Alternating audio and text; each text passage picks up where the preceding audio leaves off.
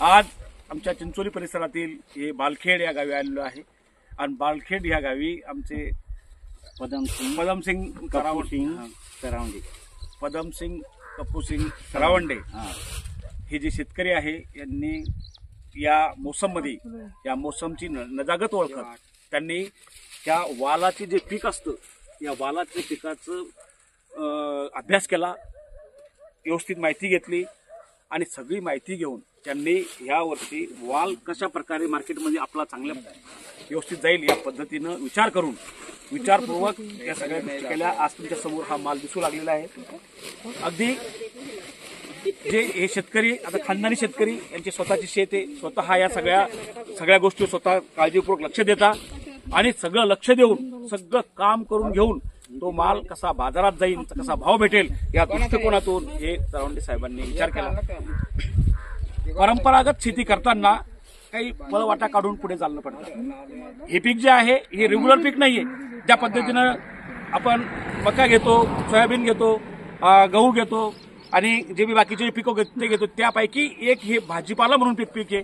या वालाच्या शेंगा अतिशय चविष्ट आणि जे खावाडे असतात, भाजीपाला खावाडे, त्यांना माहिती आहे की वालाची शेंग कशा पद्धतीचं बनावची, त्याचा कसा आस्वाद घेत त्यांना आपण आपल्या शरीरामध्ये न्यायचं या पद्धतीनं या सरावंडे साहेबांनी विचार केला।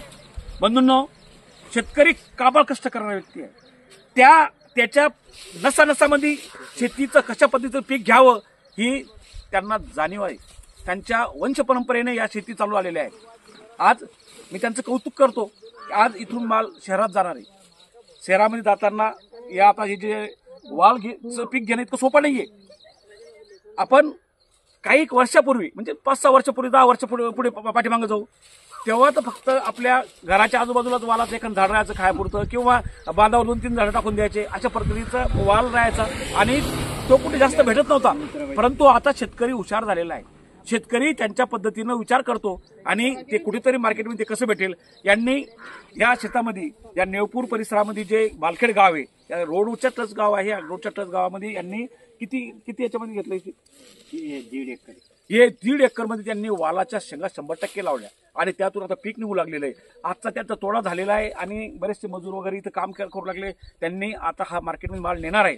तर किती निघणार माल आता? आज नाही ना, साधारणतः 15 क्विंटल माल त्यांचा ह्या तोड्यात निघणार आहे। सध्या भाव काय चालू आहे?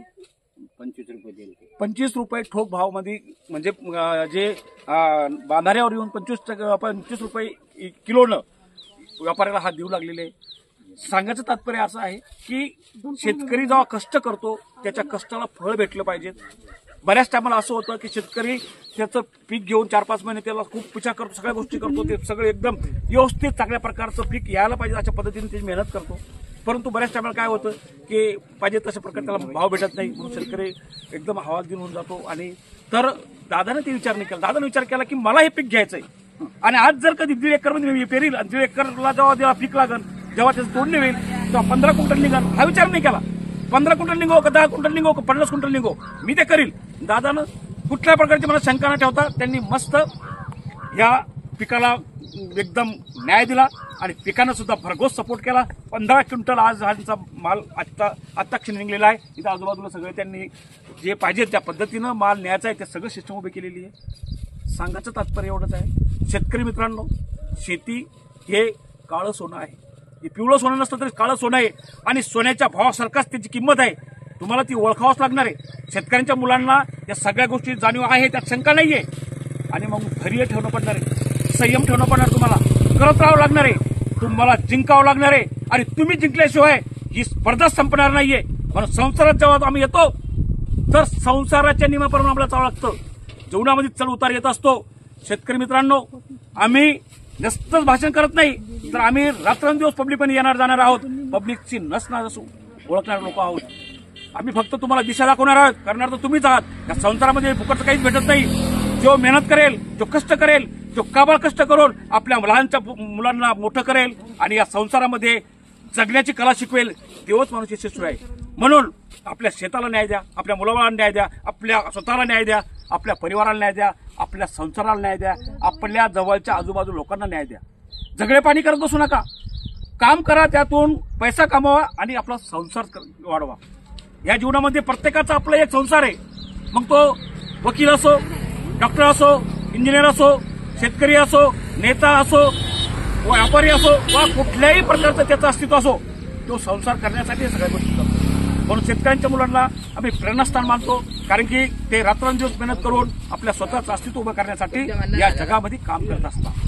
तर काकाचं मी अभिनंदन करतो की त्यांनी चांगल्या प्रकारचं इथं पीक घेतलं आणि आज या पिकाचं त्यांना जी मोबदला भेटला त्यात ते आपण खुश आहात काय आता? आणि किती तोडे निघाल्याची आता? अजून 4-5 महिने. किती तोडे निघाल? तोडे किती मुलं आहे तुमच्या घरात? 2 मुलं आणि बाकी त्यांचे नातू वगैरे, मुलं वगैरे? दोन्ही शेती. आणि किती शेती तुम्हाला? तुकाराम मुलं विचारायचं शेती किती तुम्हाला? शेती 15 एकर. आमचे तुकाराम भाऊ वानखेडे या नेवपूर तलावाचे जे चेअरमन आहे त्यांचे मित्र आहे.